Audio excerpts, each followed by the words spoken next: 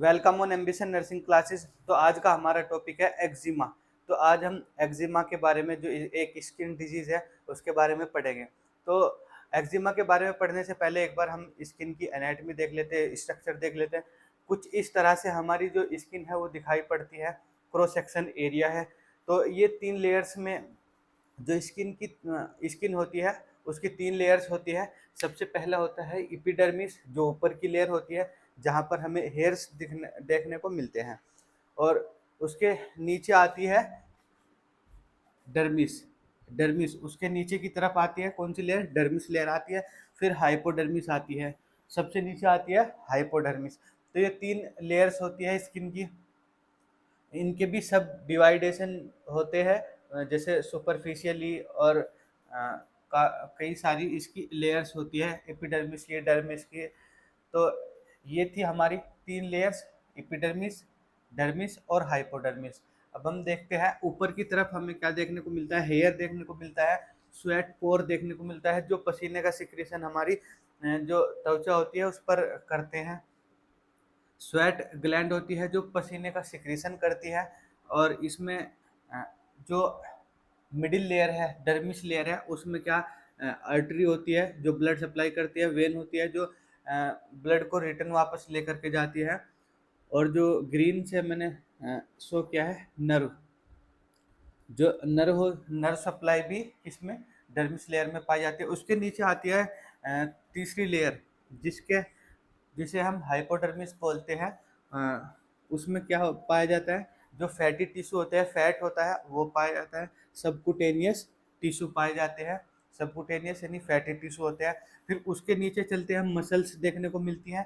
और उसके भी नीचे चलते हैं हम, तो हमें बोन देखने को मिलती है। तो ये थी हमारी एक बेसिक सी स्ट्रक्चर, जो स्किन की क्रॉस सेक्शन एरिया है स्किन का। तो जैसे मैं यहाँ पर शो करता हूँ, जैसे ऊपर की सतह पर हेयर्स देखने को मिलते हैं, उसके अंदर हम जाएंगे तो हमें डर्मिस लेयर देखने को मिलेगी। उसके अंदर जाएंगे तो हाइपोडर्मिस, जहाँ पर हमें सबकुटेनियस टिश्यू और मसल्स देखने को जाए मिलेगी। उसके अंदर हम क्या देख सके कि बोन होती है, जो बोन्स को देखते हैं। ये क्या होता है? यहाँ पर हेयर रूट्स होते हैं। तो ये बेसिक स्ट्रक्चर थी। अब हम एक्जिमा के बारे में पढ़ेंगे कि एक्जिमा क्या होता है। ये स्किन की एक डिजीज होती है। इसकी डेफिनेशन देखते हैं। Eczema is a type of itching dermatosis, यानी इचिंग डर्मेटोसिस। एक्जिमा जो है एक टाइप है इचिंग डर्मेटोसिस का। डर्मेटोसिस क्या होता है? एक ब्रॉड टर्म लिया जाता है जिसके अंदर सारी जितनी भी स्किन की डिजीज है वो आती है, डर्मेटोसिस। तो इचिंग डर्मेटोसिस होता है, यानी वहाँ पर बहुत ज़्यादा खुजली देखने को मिलती है, उसे ही हम क्या, एक्जिमा। ये एक टाइप है किसका? Etching dermatosis. इचिंग डर्मेटोसिस जो होता है यानी खुजली, स्किन की जो खुजली होती है उसका एक टाइप होता है। Which is characterize by chronic pruritis. Chronic यानी लंबे समय से उसमें वहां पर क्या देखने को मिलेगा? खुजली देखने को मिलेगी। और क्या देखने को मिलेगा? इंट्रा एंड इंटरसेलुलर अडीमा, यानी सेल होती है, सेल के अंदर अडीमा देखने को मिलेगा। और सेल के बाहरी स्पेस होता है जो वहाँ पर भी क्या देखने को मिलेगा? अडीमा देखने को मिलेगा। अडीमा क्या होता है? फ्लूइड का इकट्ठा, एबनॉर्मल फ्लूइड का इकट्ठा हो जाना कहीं पर भी। तो सेल के अंदर और सेल के मतलब बाहरी तरफ जब फ्लूइड इकट्ठा हो जाता है उसे बोलते हैं अडीमा। अब हम देखते हैं इसके रिस्क फैक्टर। रिस्क फैक्टर क्या क्या क्या किन किन कारणों से या किन किन वजह से हमें एक्जिमा देखने को मिलता है। तो कॉन्टैक्ट विद एलर्जेंस, एलर्जेंस के कॉन्टैक्ट में आना, जैसे डस्ट हो गया, कोई केमिकल हो गया, या फिर कोई भी पोलिन ग्रेन होते हैं, पोलिन होते हैं, उनके एक्सपोजर में आना। तो ये सभी वही उसके ही एग्जाम्पल है। जैसे लिपस्टिक है, लिपस्टिक जैसे लिपस्टिक का कोई यूज करती है, जैसे महिलाएं करती है, तो उसकी वजह से देखने को मिलता है। फिर इसमें हेयर, हेयर की वजह से देखने को मिल सकता है। एसिड, एसिड एसिड होते हैं जो, वो अगर हमारी स्किन पर लग जाते हैं तो तब देखने को मिल सकता है, वहाँ पर बहुत ज़्यादा जलन, इरिटेशन कंडीशन देखने को मिलती है। पेनिसिलिन, स्टेप्टोमाइसिन, पेनिसिलिन या फिर स्टेप्टोमाइसिन जो ड्रग होती है, वे भी मतलब इन कंडीशन में भी जब इन्हें इंटेक करते हैं तो हमें क्या देखने को मिल सकता है? एक्जिमा देखने को मिल सकता है। पोलिन्स देखने को मिल सकते हैं, मतलब पोलिन्स की वजह से देखने को मिल सकता है। पोलिन्स क्या होते हैं? जो परागकण होते हैं जो फूलों में पाए जाते हैं, यानी जो एक तरह से मेल जो मेल गैमेट होते हैं फूलों के अंदर, फ्लावर्स के अंदर, उनकी वजह से ये देखने को मिल सकता है। ये बेंगलोर साइड में ज़्यादा कंडीशन वहाँ पर देखने को मिलती, क्योंकि वहाँ पर बहुत ज़्यादा जो है फ्लावर्स की वजह से पोलन ग्रेन जो है हवा में देखने को मिल सकते हैं, तो वो बहुत ज़्यादा स्किन डिजीज प्रॉब्लम करते हैं। तो ये है नेल्स वार्निश। नेल्स वार्निश जो महिलाएं जो होती है वो नेल्स पर, अपने नाखूनों पर वार्निश वगैरह या कलरफुल दिखने के लिए उन पर कोई कलर या फिर वार्निश जो लगाती है उसकी वजह से, या एल्कलाई कोई बेसिक चीज़ होगी उसकी वजह से देखने को मिल सकता है। हेरिडिटी, यानी हेरिडिटी कोई मतलब जनरेशन टू जनरेशन जो चलने वाली बीमारी होती है उनकी वजह से भी ये देखने को मिल सकता है। या फूड एलर्जी की वजह से, फूड किसी को दूध से एलर्जी है, फिश से एलर्जी है, या फिर एग से एलर्जी है, या फिर किसी पेड़ के पास जाने से एलर्जी है, तो उस कंडीशन में भी ये देखने को मिल सकता है। अब एक्जिमा हो गया तो हमें कौन कौन से सिम्टम दिखाई देंगे? तो सबसे पहला इसमें सिम्टम है वेसिकल्स और पेप्यूल्स फॉर्मेशन। वेसिकल्स क्या होता है? जैसे ये स्किन है हमारी, तो वेसिकल्स इस तरह से उभरी हुई स्ट्रक्चर होती है, यानी 1 सेंटीमीटर से 1 सेंटीमीटर से कम होती है, 1 सेंटीमीटर से कम होती है ये स्ट्रक्चर। और इसमें क्या होता है? पेप्यूल्स फॉर्मेशन, यानी वेसिकल्स बनते हैं, इसमें फ्लूइड इकट्ठा हो जाता है, फ्लूइड, इसे ही हम क्या बोलते हैं? वेसिकल्स या फिर पेप्यूल्स फॉर्मेशन। इसे कंप्रेस करने में यहाँ पर पेन देखने को मिल सकता है। क्रस्टिंग, क्रस्टिंग का मतलब वो होता है जैसे यही क्या है, स्किन है और यहाँ पर इस तरह से येलोविश कलर का या सिल्वर कलर का स्किन के ऊपर जम जाना, उसे ही हम क्या बोलते हैं? क्रस्टिंग।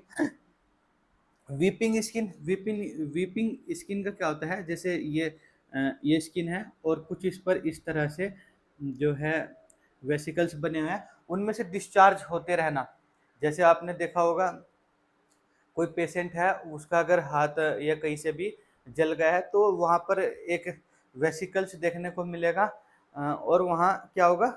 डिस्चार्ज होता रहेगा कंटिन्यूसली, यानी वीपिंग का मतलब है वहाँ नमी देखने को मिलेगी, डिस्चार्ज होता रहेगा उस जगह पर। इस तरह ये डिस्चार्ज हो रहा है यहाँ पर। तो इरिथ्रिमा, इरि इरिथीमा, इरिथीमा क्या होता है? जैसे ये स्किन है और यहाँ पर ये स्किन है, तो इतने हिस्से में क्या होगा? जहाँ पर भी ये कंडीशन देखने को मिलती है तो रेड रेड, बहुत ज़्यादा रेड रेड देखने को मिलेगा और खुजली होगी वहाँ पर। इंटेंस इचिंग, इंटेंस इचिंग का मतलब वही है बहुत ज़्यादा वहाँ पर खुजली देखने को मिलेगी। अब हम देखते हैं इसके डायग्नोस्टिक इवेल्युएशन किस तरह से करेंगे। तो सबसे पहले क्या है? हिस्ट्री कलेक्शन, हिस्ट्री कलेक्शन करेंगे हम। पेशेंट, जो भी पेशेंट है हिस्ट्री कलेक्शन करेंगे, फिजिकल एग्जामिनेशन करेंगे हम उसका, और कंप्लीट ब्लड काउंट, यानी देखेंगे कोई ब्लड में तो कोई एबनॉर्मलिटी नहीं है। फिर देखते हैं हम मेडिकल मैनेजमेंट में क्या क्या आएगा, क्या क्या हम उसे दे सकते हैं मेडिकल मैनेजमेंट में। तो सबसे पहले हम एंटीबायोटिक के रूप में क्या देंगे? सिप्रोफ्लोक्सासिन। ये जितनी भी मैं ड्रग बता रहा हूँ ये सिर्फ एजुकेशनल पर्पज के लिए है, कोई भी इसका बिना डॉक्टर की सलाह के यूज़ ना करें। तो ये एंटीबायोटिक्स है, सिप्रोफ्लोक्सासिन इसमें देंगे। एंटी हिस्टामिन जो हिस्टामिन को रोकती है। हिस्टामिन क्या होता है? जो हमें पेन पेन महसूस कराता है वही हिस्टामिन्स होते हैं।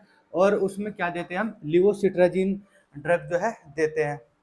एक होता है स्टीरोइडल ड्रग, स्टीरोइडल ड्रग हम इसमें देते हैं, जैसे बीटामेथासोन, और कोर्टिकोस्टेरॉइड थेरेपी भी हम इसमें देते हैं, जिसमें बीटामेथासोन देते हैं और दूसरी ड्रग देते हैं ट्राई एमिसिनो एमिसिलोन, ट्राई एमिसिलोन इसमें ड्रग देते हैं। ये दोनों ही कोर्टिकोस्टेरॉइड होती है और इनकी थेरेपी देते हैं। फिर हम नर्सिंग मैनेजमेंट देखते हैं। नर्सिंग मैनेजमेंट में क्या क्या देंगे? पेशेंट को हम प्रोवाइड करवाएंगे साइकोलॉजिकल सपोर्ट, ताकि उसे एंजाइटी या फिर फियर वगैरह ना हो। फिर हम क्या कहेंगे उसे, मतलब नर्स होने के नाते, intake proper fluid to prevent dehydration. Dehydration का मतलब होता है कि जो एक तरह से बॉडी में फ्लूइड की कमी हो जाती है, उसे ही, उस कंडीशन को ही हम डिहाइड्रेशन बोलते हैं। तो हमें उसे कहना है, एडवाइस करनी है कि भाई प्रॉपर इनटेक करना है फ्लूइड का, ताकि वो डिहाइड्रेशन ना हो सके उसे।